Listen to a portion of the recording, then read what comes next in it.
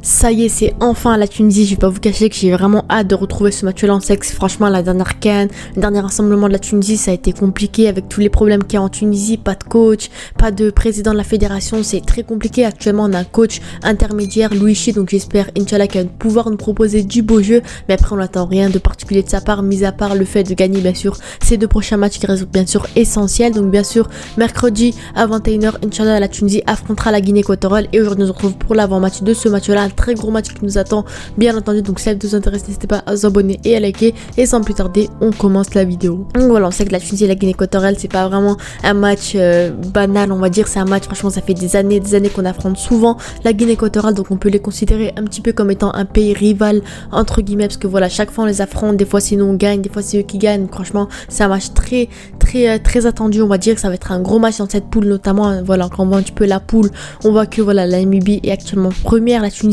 est deuxième, donc bien sûr il faudra forcément gagner ce match là pour revenir à l'avant, parce qu'on sait que la Tunisie c'est une équipe qui aime se qualifier au Coupe du Monde. À la Coupe du Monde 2018, 2022 on a réussi à se qualifier, et là bien sûr c'est le moment de continuer et de se qualifier pour la Coupe du Monde 2026 Inch'Allah potentiellement. Et bien sûr la Guinée équatoriale qui a eu un problème, on va dire, ils ont déclaré forfait entre guillemets, il y a eu des problèmes de discipline, de fédération, etc.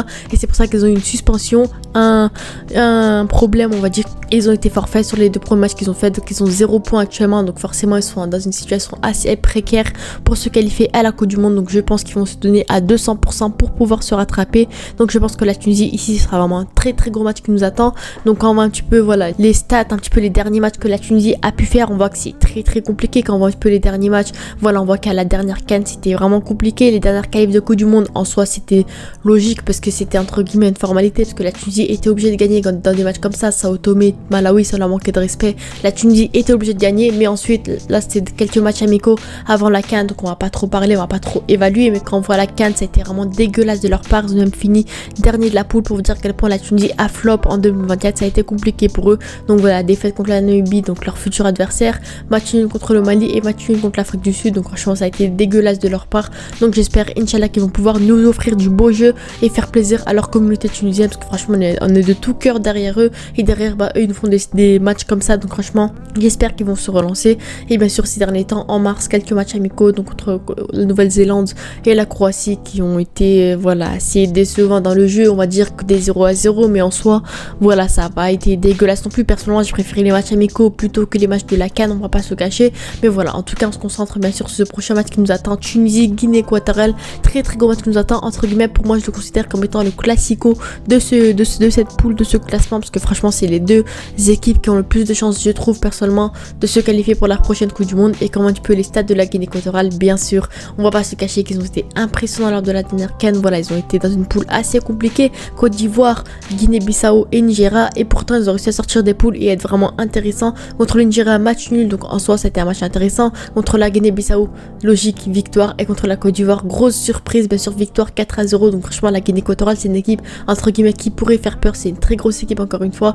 Donc franchement pour moi j'ai vraiment hâte de voir ce match là. La Guinée équatoriale c'est une équipe qui s'améliore d'année en année, c'est une équipe qui est vraiment très bonne. C'est pas une équipe qui est la plus cotée en Afrique, c'est l'équipe la plus connue, voilà, dont on parle le plus, parce que voilà elle est très bonne. Mais pourtant c'est une équipe vraiment surprise, on va dire. C'est un petit peu comme le Cap-Vert, comme l'Angola, comme les équipes comme ça. C'est des équipes dont on n'attend pas forcément de leur part, mais qui pourtant sont vraiment impressionnantes, qui sont vraiment très bonnes. Donc pour moi la Guinée équatoriale c'est une équipe bien sûr à surveiller encore une fois. Et bien sûr cette défaite en huitième de finale, parce que ça a été compliqué, carton rouge, etc. Mais en soi, mis à part ça, lors des derniers rassemblements ils ont été quand même intéressants, victoire et défaite. Donc en soi c'est une équipe qui peut faire peur également. Mais du coup quand on voit un petit peu les listes et potentiellement les joueurs à surveiller dans ce match là, parce que quand même c'est des matchs, ça va être deux rassemblements, deux matchs différents on va dire de ces deux équipes. Et quand il y a des joueurs à surveiller côté tunisien, quand on voit un petit peu la liste qui a été donnée par la Tunisie, on voit qu'en soi c'est intéressant. Et c'est une liste vraiment, j'en ai fait une vidéo complète là-dessus, mais en soi franchement il y a des joueurs intéressants. Et pour moi il y a quelques joueurs à surveiller, comme des Yann Valéry également, qui malheureusement n'a pas été appelé à la CAN au dernier rassemblement, et qui pourtant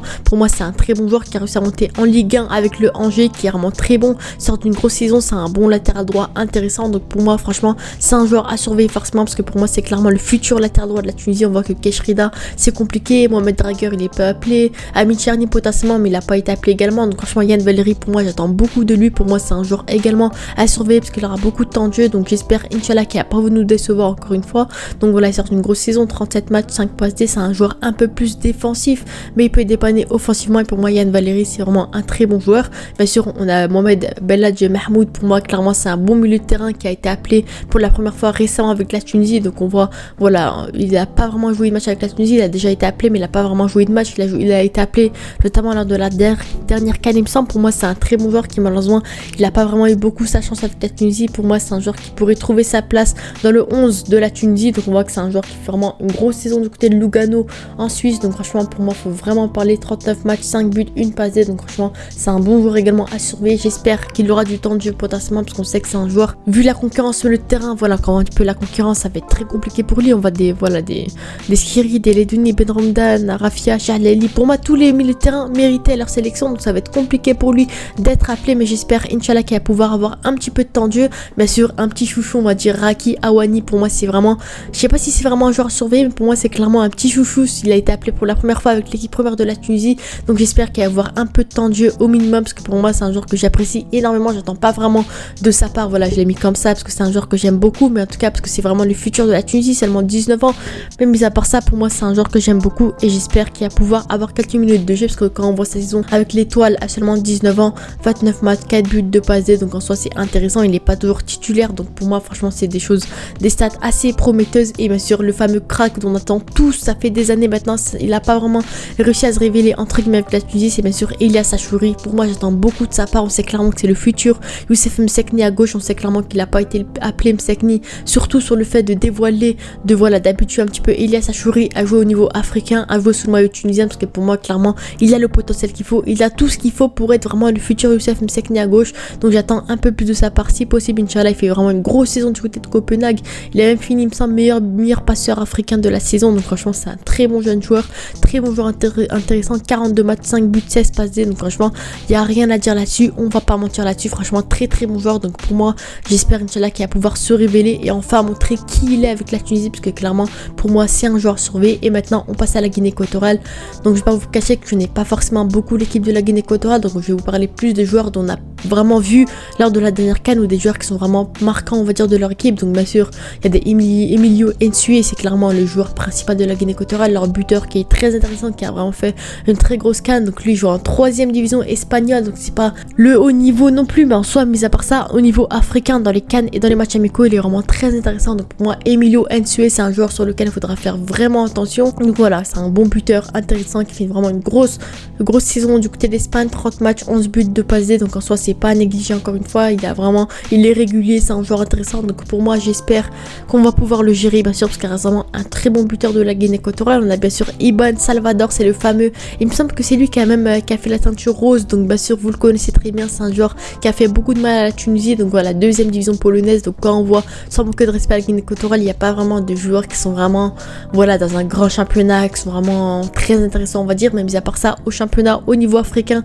ils sont vraiment très intéressants. Donc lui aussi fait une grosse saison, encore une fois, 20 matchs, 1 but, 6 passes D, donc ça met le terrain à un ailier gauche, donc en soi c'est intéressant. Et bien sûr José Machin, qui pour moi c'est un bon joueur, qui lui bien sûr joue au haut niveau en Serie A à Monza, en première division italienne en Serie A. Donc bien sûr lui également c'est un joueur à surveiller, qui fait une grosse saison, milieu central, milieu défensif, polyvalent on va dire, il joue un peu de partout, donc c'est également un joueur à surveiller. C'est un jeune joueur, voilà, 27 ans, c'est pas si jeune que ça, mais il est dans la fleur de l'âge, c'est un joueur qui est à son prime entre guillemets. Donc pour moi franchement c'est également un joueur à surveiller. Il a pas beaucoup de temps de jeu cette saison, c'était un peu compliqué, il a beaucoup chauffé le banc, mais à part ça c'est un joueur qui joue beaucoup avec la Guinée équatoriale. Donc bien sûr pour moi c'est un joueur à surveiller également. Et maintenant qu'on a vu l'hélice entre guillemets, je connais pas vraiment la liste de la Guinée équatoriale, désolé, parce que j'ai pas pu la trouver sur Twitter ou sur les sites comme ça, donc franchement désolé. Mais en tout cas pour moi à peu près ça va être à peu près les mêmes noms que la dernière CAN. On sait qu'il y a eu également des problèmes dans la fédération guinéenne, donc il y a peut-être des joueurs qui seront absents, comme également des Nsue potentiellement. Mais mis à part ça, je pense que ça va être une équipe qui aura vraiment de très bons joueurs à surveiller tout simplement. Et on passe maintenant à la composition probable. Donc on commence avec la Guinée équatoriale, parce que voilà, je les connais pas forcément, je pense, j'ai vu à peu près les compos qui ont été utilisés sur les derniers matchs, et je pense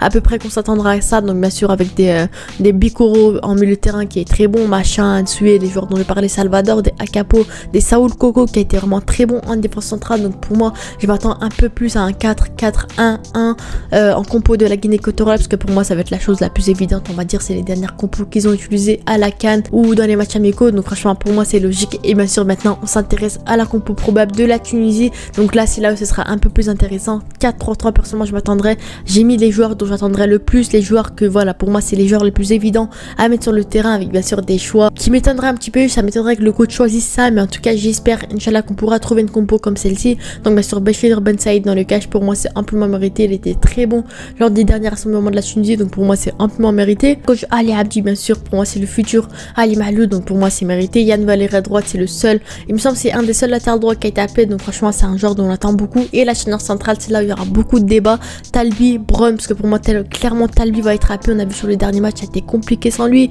voilà c'était vraiment dégueulasse. C'était vrai pour moi clairement Talbi c'est un joueur, c'est le patron de la défense, donc bien sûr qui sera en défense et à droite avec lui pour l'accompagner dans la charnière. Pour moi l'idéal ce serait bien sûr de mettre Dylan Brown, parce que vraiment il fait sortir d'une grosse saison avec le Servette FC. C'est un joueur qui est régulier, qui a beaucoup de temps de jeu, donc j'espère voir Dylan Brown. Après on connaît les coachs, ils préfèrent mettre des Yassine Merih à chaque fois, des joueurs comme ça qui pour moi n'ont aucune place en Tunisie mais qui sont quand même titulaires, donc j'espère voir une charnière Talbi Brown si possible. Mais je pense clairement que le coach préférera mettre des Merih par exemple au milieu de terrain. Donc voilà, un joueur offensif, un numéro 10 et deux numéro 8. Bien sûr je mettrai Hamza Rafia en tant que numéro 10. On a vu clairement que c'était l'un des meilleurs joueurs tunisiens de la CAN, qui a été intéressant. Il sort d'une grosse saison en Serie A, donc pour moi c'est amplement mérité bien sûr.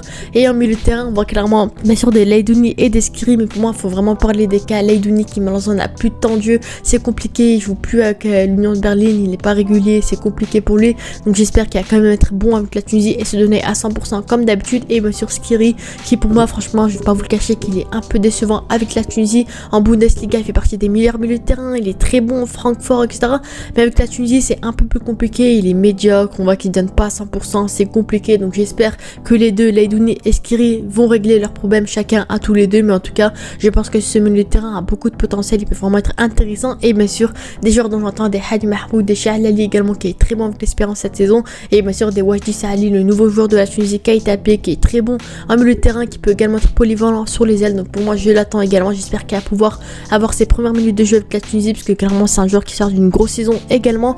Et en attaque dans buteur Jaziri, parce que clairement quand on voit la liste il n'y a pas de vrai numéro 9, hein. Il y a que des Jaziri qui jouent en tant que numéro 9, donc bien sûr logiquement on le verra en tant que numéro 9. Je suis assez dégoûté de ce joueur, parce que quand on voit un petit peu ce qu'il fait en club, quand on voit un petit peu le potentiel qu'il a et ce qu'il fait en sélection, franchement c'est dégueulasse, franchement c'est un joueur dégueulasse avec la sélection. Donc j'espère Inch'Allah qu'il va avoir pour la millième fois sa chance et se montrer et montrer qui il est, être un buteur etc, parce que voilà quand on voit sa superbe saison du côté des Zamalek et derrière voilà il fait des choses comme ça en sélection, je suis assez déçu de sa part. Donc je pense bien sûr qu'il va avoir du temps de jeu avec la Tunisie bien entendu. À droite Saïf Al-Taïef bien sûr, bien entendu pour moi c'est clairement le futur de la Tunisie avec Elias Achouri sur les ailes. C'est des joueurs dont j'attends énormément, ces deux joueurs Al-Taïef et Achouri qui sortent d'une grosse saison en Europe dans leur club. Donc j'espère Inch'Allah qu'ils vont être très bons avec la Tunisie également, au moins montrer des belles choses, peut-être stats c'est possible. En tout cas c'est des joueurs dont j'attends beaucoup. Et bien sûr Elias Saad, bien sûr c'est un joueur dont j'attends également, c'est un joueur qui pourrait être supplié. Elias Achouri sur le côté gauche qui pourrait le remplacer. Donc franchement c'est des joueurs dont j'attends énormément, qui a beaucoup de potentiel. Donc voilà, c'est un peu la compo que j'attends de la Tunisie. J'espère qu'on va jouer assez offensif, on va pas se cacher que ces derniers temps la Tunisie ça a été très défensif, ça a été dégueulasse dans le jeu. Donc j'espère Inch'Allah qu'ils vont pouvoir se relancer entre guillemets. Donc voilà, sur ce mon pronostic, on va bien sûr faut terminer là-dessus. Mon pronostic personnellement, objectivement, je vois la Tunisie gagner ce match-là. En plus de ça, ils joueront à Radès. Donc on sait qu'à Radès, c'est un peu compliqué pour la Tunisie en général. Mais mis à part ça, je pense que la Tunisie pourra gagner ce match-là. Surtout quand on voit les problèmes internes qu'il y a en Guinée équatoriale, etc. Donc pour moi, je pense que la Tunisie pourra gagner ce match-là au minimum 2-0 ou 2-1 au pire des cas. Mais je veux pas de match nul, je veux pas de défaite. Pour moi, clairement, c'est la victoire et rien d'autre. Donc pour moi, franchement, victoire 2-0 de la Tunisie sans souci. Bon, c'est comme quelques problèmes. Ça va être galère quand même. Mais en tout cas, je vois la victoire 2-0 de la Tunisie. Dites-moi vos avis en commentaire, vos pronostics pour vous, qui va gagner ce match là pour vous, voilà, quel sera le score etc. Sur c'était minutes, vos avis en commentaire. On se dit à la prochaine. Ah oui, et d'ailleurs c'est pas sûr que je fasse un débrief, donc voilà, je vous redis parce que le lendemain j'aurai des épreuves de bac Inch'Allah, donc c'est pas sûr à 100%, mais en tout cas je vous fais l'avant-match maintenant. Mais voilà, en tout cas sur c'était minutes, vos avis en commentaire. N'hésitez pas à vous abonner et à liker, et on se dit à la prochaine.